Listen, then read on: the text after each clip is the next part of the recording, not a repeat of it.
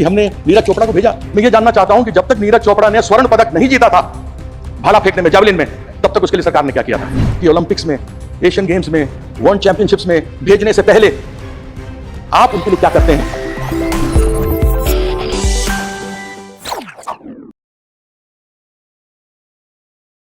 के साथ तब उन्होंने मौन व्रत धारण करके रखा था। अगर अपनी महिलाओं को एक तरफ बोलते हैं बेटी बचाओ बेटी पढ़ाओ, अगर हम अपनी बेटियों को जो बाहर से स्वर्ण पदक लेकर आते हो, दूसरे पदक लेकर आते हो, अगर हम उनको नहीं अपनी तरफ से, यह सदन के लिए शर्म की बात है कि यदि हम उनको अपनी तरफ से संरक्षण नहीं दे सकते तो बड़ी खेद की बात है। आज बात करते हैं कि हमने नीरज चोपड़ा को भेजा। मैं ये जानना चाहता हूं कि जब तक नीरज चोपड़ा ने स्वर्ण पदक नहीं जीता था भाला फेंकने में, जावलिन में, तब तक उसके लिए सरकार ने क्या किया था? अभिनव बिंद्रा जिसने पहला स्वर्ण पदक जीता शूटिंग के अंदर, उसके पहले, शूटिंग के पहले जब किया था तो सरकार ने उसके लिए क्या किया था, या उसके एसोसिएशन फेडरेशन ने क्या किया था? मैं जानना चाहता हूं कर्नल मलेश्वरी जिसका नाम हटा दिया गया था टीम के ऊपर से, उस समय मैं पहली बार संसद 1999 में बनकर इस पार्लियामेंट में आया था।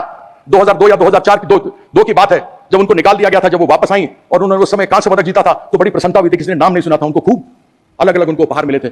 मैं ये जानना चाहता हूं सरकार से कि ओलंपिक्स में, एशियन गेम्स में, वर्ल्ड चैंपियनशिप्स में भेजने से पहले आप उनके लिए क्या करते हैं? जीत के आने के बाद तो आप न जाने क्या क्या चीज उनको देते हैं जो मिलना भी चाहिए, लेकिन मैं ये जानना चाहता हूं कि एक अच्छा खिलाड़ी, एक अच्छा अभिनव बिंद्रा बनाने के लिए, एक नीरज चोपड़ा बनाने के लिए, एक पीवी सिंधु बनाने के लिए, एक साइना नेहवाल बनाने के लिए, एक साइना मिर्जा बनाने के लिए आपने सरकार क्या क्या करती है? ऐसा सरकार को यह जवाब देना चाहिए। कौन सी प्रिपेयर्डनेस? आज एक बार कोई व्यक्ति, कोई लड़का या लड़की, हमारे देश की बेटी या बेटा अच्छा करके बाहर से आता तो आप सब कुछ देने को तैयार हो जाते हैं, लेकिन कैसे वो अच्छा बनकर आगे बढ़े उसके लिए क्या करते हैं?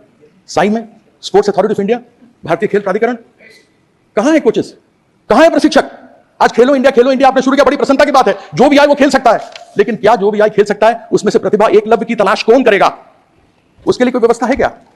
उसकी व्यवस्था नहीं होती। उसकी व्यवस्था इसलिए नहीं होती क्योंकि यहां पर जितने जगह प्रशिक्षकों के, कोचेस के खाली पड़े हुए हैं, 70% से अधिक लोगों के जगह खाली पड़े हुए हैं प्रशिक्षकों के। मुझे याद है मैं नेशनल इंस्टीट्यूट ऑफ स्पोर्ट्स में जाता था, एक national institute of sports Patiala था जहां पर कोचेस तैयार किए जाते थे। ये राष्ट्रीय स्टेडियम, नेशनल स्टेडियम, इस नेशनल स्टेडियम के अंदर cricket, hockey, football, basketball, badminton सब खेल खेले जाते थे और सबके प्रशिक्षक होते थे। हम लोग को प्रशिक्षण मिलती थी, हम लोग वहां सीखते थे और सीखने के बाद आगे बढ़कर के खेलते थे। आज वो परिस्थिति कहां है? इसलिए क्योंकि इसका कोई भी अपना वो नहीं है।